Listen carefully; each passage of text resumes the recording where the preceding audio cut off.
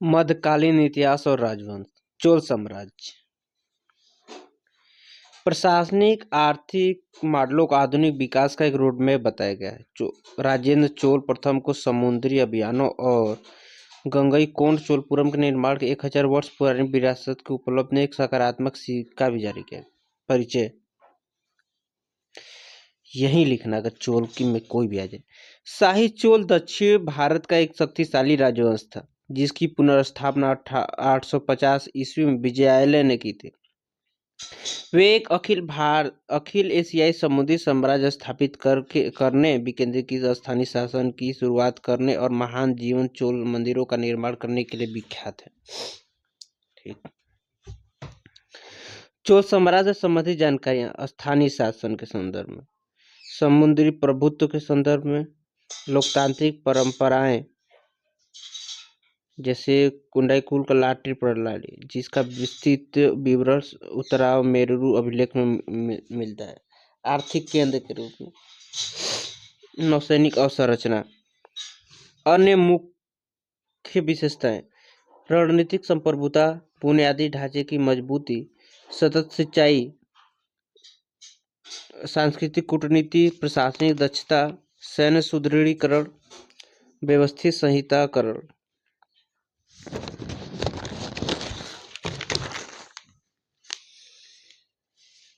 संस्थागत समन्वय, इंजीनियरिंग कौशल और व्यापारिक सहयोग।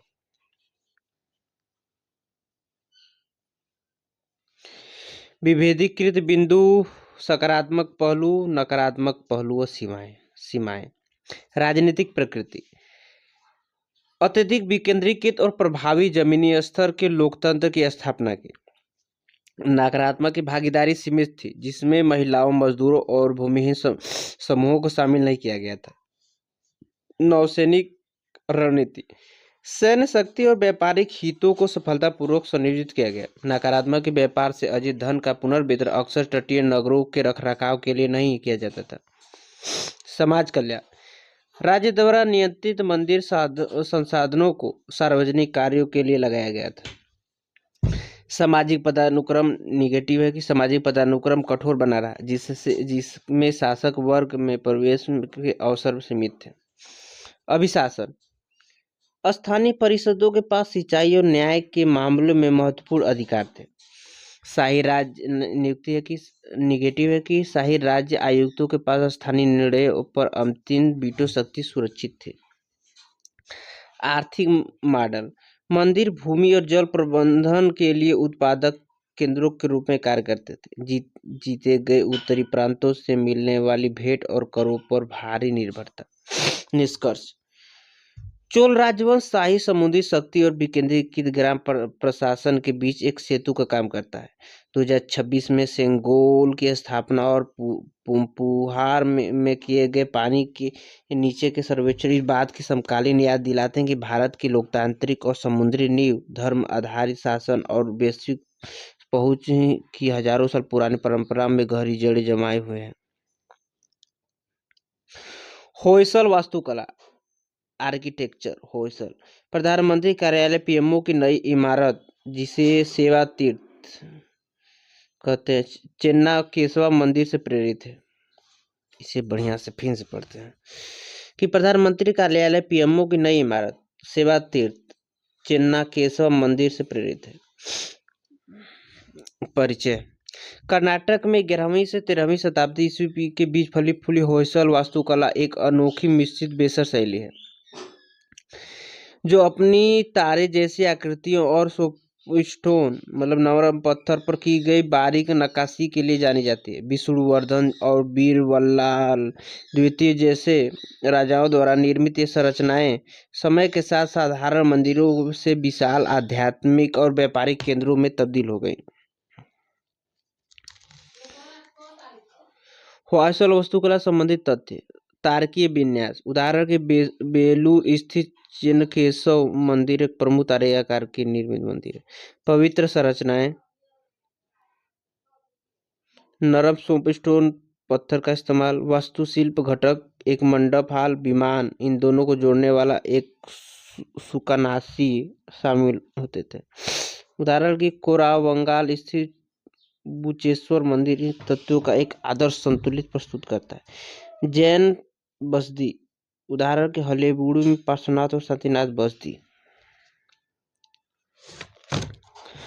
होयसल मंदिरों का महत्व राजनीतिक वैधता के रूप में, आध्यात्मिक समन्वय के रूप में, पत्थर के अभिलेख, आर्थिक केंद्र, कलात्मक पराकाष्ठा। निष्कर्ष चलो होता रहता है। होयसल वास्तुकला, सूक्ष्म शिल्पकला और संरचनात्मक ज्यामिति की यूनेस्को मान्यता के बीच की कड़ी को जोड़ती है। 2026 में इसे वैश्विक विरासत स्थल के रूप में प्राप्त दर्जा इस बात का समकालीन स्मरण करता है कि भारतीय शिल्पकला की चरम उपलब्धि पत्थर जैसी कठोर सामग्री और श्रम साध्य कार्य के संयोजन में निहित थी, जिससे पत्थर के आभूषण जैसी अद्वितीय वास्तुकला का निर्माण हुआ, जो अपनी सघनता और सौंदर्य में अद्वितीय बनी हुई है।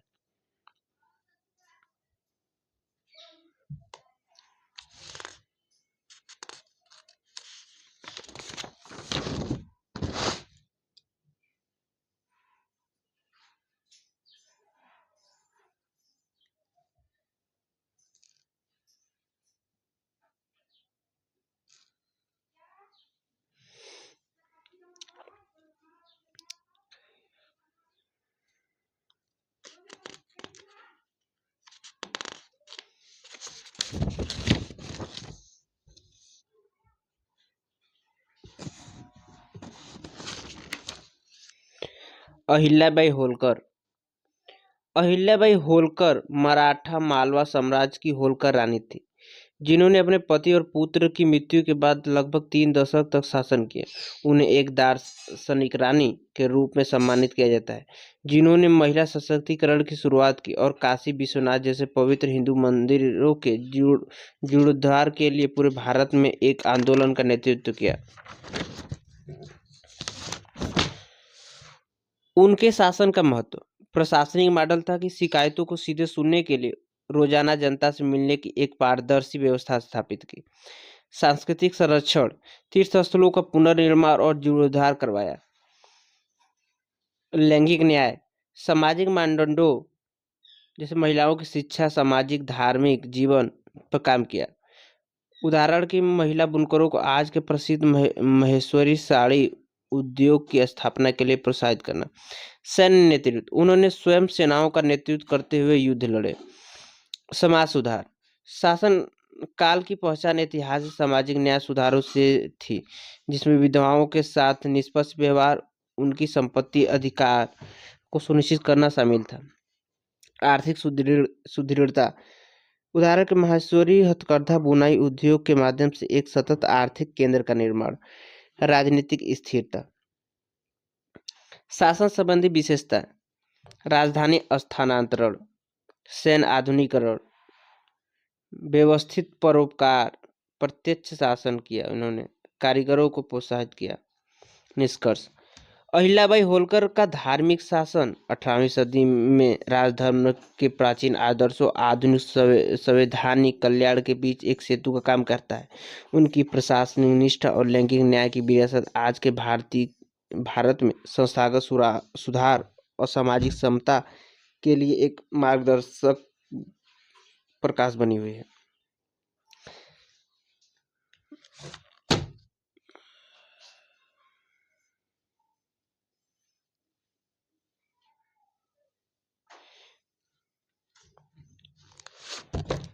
भारत में पुर्तगाली भारत के साथ पुर्तगाल का सीधा संपर्क 1458 में वास्को डी गामा के साथ शुरू हुआ, जिसके बाद 1510 में अल्फ्रेडो डी अल्बुकर्क द्वारा गोवा की रणनीतिक विजय हुई। अल्बुकर्क ने पुर्तगाली एस्टाडो दा इंडिया की स्थापना की, जिसमें गोवा प्रशासनिक राजधानी और आकर्षक पूर्वी व्यापार मार्गों को नियंत्रित करने के लिए एक प्रमुख केंद्र बन गया। विभेदीकृत बिंदु सकारात्मक पहलू, नकारात्मक बिंदु प्रौद्योगिकी जहाज निर्माण, तोपखाने की तकनीक शुरुआत की। नकारात्मक है कि स्थानीय नौसेनाओं को दबाने और जबरदस्ती एकाधिकार लागू करने के लागू किया गया था। वैश्विक व्यापार वैश्विक अटलांटिक और यूरोपीय व्यापार नेटवर्क से जोड़ दिया गया। धन के भारी निकास की शुरुआत हुई। आधारभूत संरचना परिष्कृत औद्योगिक परिसरों का विकास, जन कल्याण के बजाय औपनिवेशिक रक्षा की गई। अभिशासन, प्रशासनिक केंद्र स्थापित किया। सांस्कृतिक विन्यास, कला, वास्तुकला, खान पान के क्षेत्रों में एक अद्वितीय भारत पुर्तगाली सांस्कृतिक समन्वय का सृजन किया।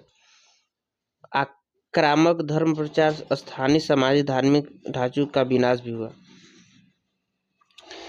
मुख्य परीक्षा हेतु मूल्यवर्धन सामग्री, ठीक।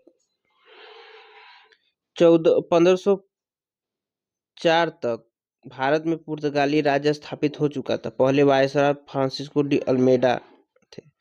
अल्मेडा के बाद अल्फोंसो डी अल्बुकर्क ने उनका स्थान लिया और उन्होंने होर्मुज अदन मलक्का को जीतने के कार्य सौंपा। निष्कर्ष की गोवा पर विजय और नौसैनिक शस्त्रागार की स्थापना ने भारतीय समुद्री इतिहास में एक युगांतर दौर की शुरुआत की।